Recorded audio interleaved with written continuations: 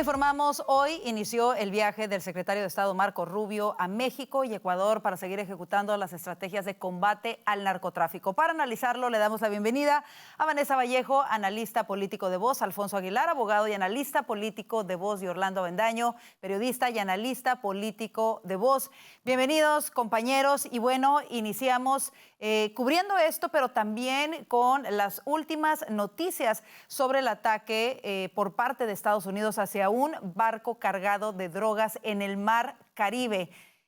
Quisiera comenzar contigo, Orlando, en cómo ha cambiado la estrategia de los Estados Unidos de combate frontal al narcotráfico, el panorama en la región. Bueno, esto fue un golpe letal, ¿no? Según lo que dijo el secretario de Estado Marco Rubio. El barco no fue interceptado, no fueron detenidos los tripulantes. Esto habría sido un hundimiento. Los detalles están obviamente en curso, pero esto lo que demuestra es que la administración no está jugando.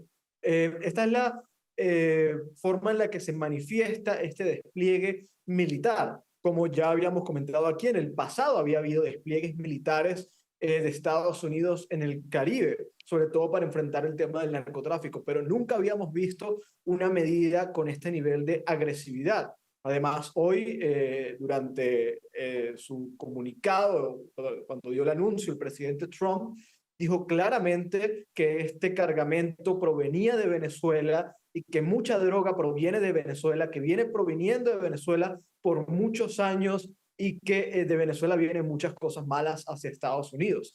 Yo creo que sin duda alguna este es el inicio de la operación militar manifestada, ¿no? Palpable del despliegue militar en el Caribe, y es la muestra de que esta vez la administración sí va en serio. Sí, un mensaje definitivamente contundente. Alfonso, ¿cómo lo ves? Y bueno, esto también se da en el marco del viaje del secretario de Estado Marco Rubio a México y a Ecuador. ¿Qué tipo de cooperación táctica y militar específica crees que se espera que se discuta entre Estados Unidos, México y Ecuador durante la gira de Marco Rubio? Bueno, primero que nada, déjame decir que estoy totalmente de acuerdo con Orlando en el sentido de que esto es el inicio de la guerra en contra del narcoterrorismo. En el pasado, una embarcación naval, que las hemos tenido en el pasado operando en aguas internacionales, interceptan este tipo de embarcaciones, abordan las embarcaciones, incautan la droga. En este caso, no, en este caso hundieron el barco, o sea, y sabían que contenía drogas. Obviamente han identificado estos grupos como grupos terroristas, eso cambia la dinámica, lo convierte en una guerra. O sea que ya no hay interdicción. Si saben que es un barco manejado por un grupo terrorista dedicado al narcotráfico, va a ser hundido. Hay que ver si eran aguas internacionales o estaban ya en aguas de Venezuela. Hay que ver la bandera del barco, ¿verdad? O sea que todavía necesitamos más información, también necesitamos reacción del gobierno de Venezuela, pero yo creo que es un mensaje claro al gobierno de Venezuela de que aquí Estados Unidos lo que está tomando en consideración son sus propios intereses, no tanto si esto se hace en territorio extranjero o no. Y ahí voy a la pregunta que hace sobre México, porque sabemos que se está negociando un nuevo acuerdo de colaboración en temas de seguridad con México, que es lo que se va a discutir en este viaje. La presidenta Sheinbaum ha dicho que ella quiere trabajar estrechamente con México con tal de que no se vulnere la soberanía de México.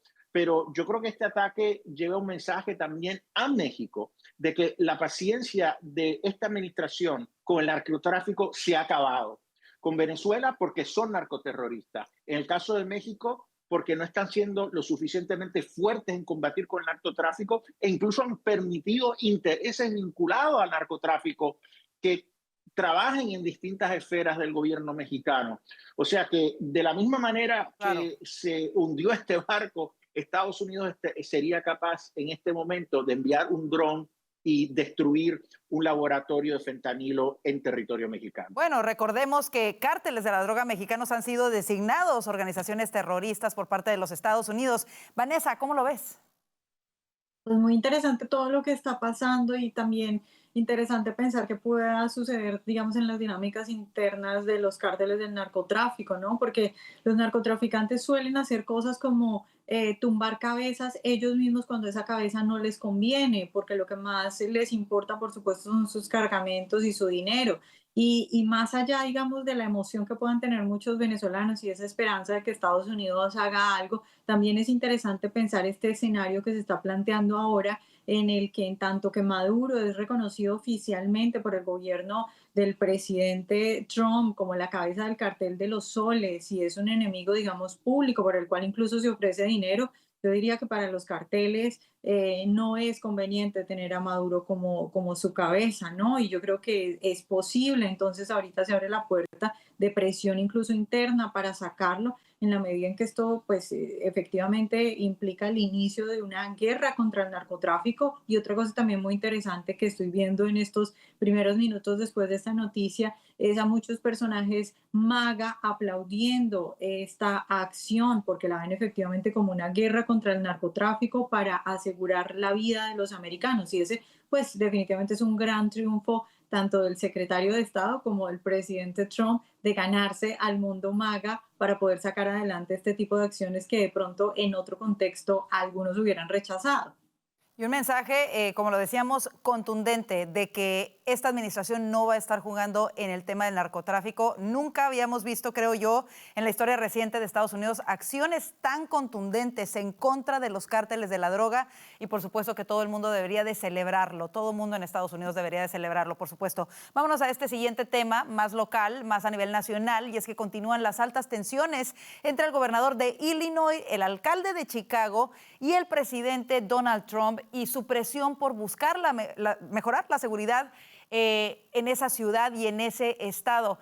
Vanessa, comienzo aquí de nueva cuenta contigo. El alcalde de Chicago firmó una orden ejecutiva para que las autoridades locales no colaboren con ICE. Además, en su discurso público, le preguntó a los ciudadanos si estaban dispuestos a defender una ciudad construida por esclavos estadounidenses. ¿Es esto una declaración de guerra al presidente Trump?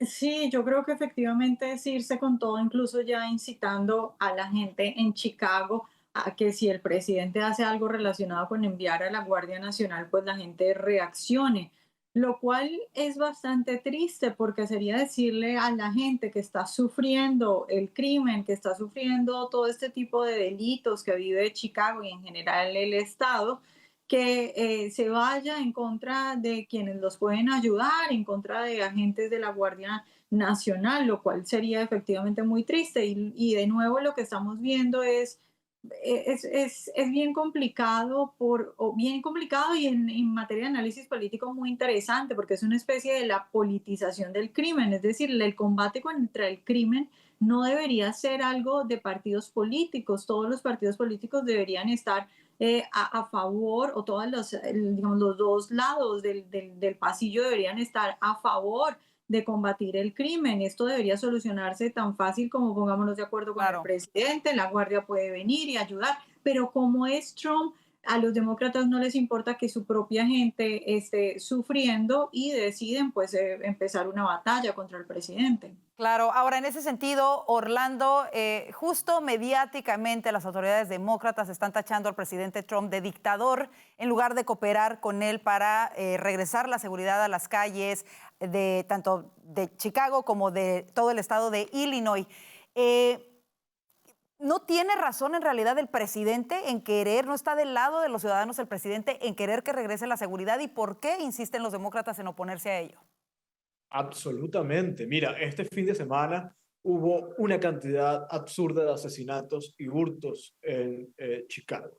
Fue un fin de semana sangriento, justamente luego de que el gobernador dijera que no se necesita en Illinois la asistencia del gobierno federal. Es absurdo. Esto literalmente, la política de no contribuir a la seguridad y obstaculizar la voluntad del gobierno federal está dejando muertos. Es una política que tiene un costo altísimo en vidas humanas. Eso es inaceptable. La responsabilidad del Estado, bien sea a nivel local, como el gobierno federal, es recuperar el orden, es mantener el orden, imponer su autoridad. Eso no es de ninguna manera autoritario. La autoridad del Estado es algo que requieren las poblaciones, que requieren las comunidades para poder convivir de manera pacífica y libre. Es que si no hay orden, si no hay seguridad, no hay libertad.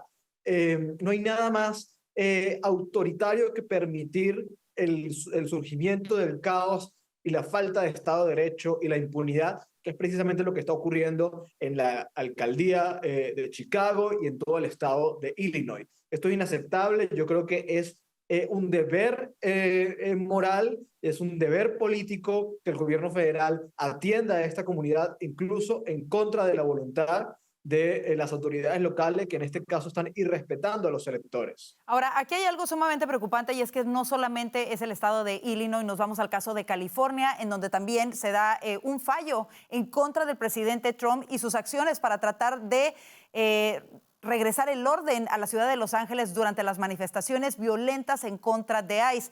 Fue justo este juez federal, Charles Breyer, nominado, por cierto, por el expresidente Clinton, que dictaminó que el presidente Trump actuó ilegalmente al enviar a la Guardia Nacional y desplegar a los Marines para contener estos disturbios. ¿A qué se está enfrentando la administración, Alfonso?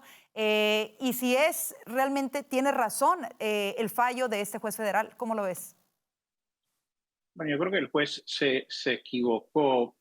Mira, es que hay una tradición, y más que una tradición, hay una ley, la ley llamada Posse Comitatus de hace 150 años, que lo que dice es que las Fuerzas Armadas de Estados Unidos no pueden entrar a hacer trabajo de las autoridades civiles. Y refleja la tradición en Estados Unidos de limitar el rol de las Fuerzas Armadas a conflictos en el extranjero, no utilizar las Fuerzas Armadas para hacer cumplir la ley en el interior del país. Claro, Posse Comitatus tiene excepciones. La excepción es cuando hay una emergencia, cuando hay una insubordinación, cuando hay violencia fuera de control. Bueno, yo diría que lo que estaba pasando en California y lo que está pasando en Chicago y en Washington, D.C., lo que estaba pasando realmente cae bajo esa excepción. La pregunta es, ¿quién hace esa determinación? ¿Los tribunales o el Ejecutivo? Pues va a tener que ser el Ejecutivo. La ley le da al Ejecutivo esa determinación. Puede haber diferencias de opinión, pero no son los tribunales que determinan eso.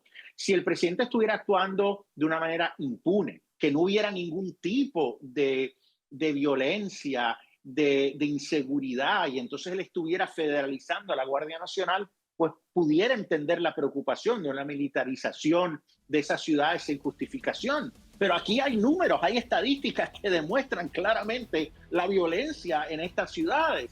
Entonces yo creo que esto termina en los tribunales, pero francamente yo creo que los tribunales al final, el Supremo, porque siempre termina el Supremo, le van a dar la razón al presidente Trump, porque es una evaluación que objetivamente se puede hacer. ¿Hay una violencia fuera de control en estas ciudades? Sí. ¿Están estas ciudades haciendo su trabajo policíaco? No. Por lo tanto, se justifica la federalización de la Guardia Nacional para tratar de controlar el crimen. Y no solamente eso, sino como lo muestran las últimas encuestas, los ciudadanos piden a gritos ayuda en contra de la violencia.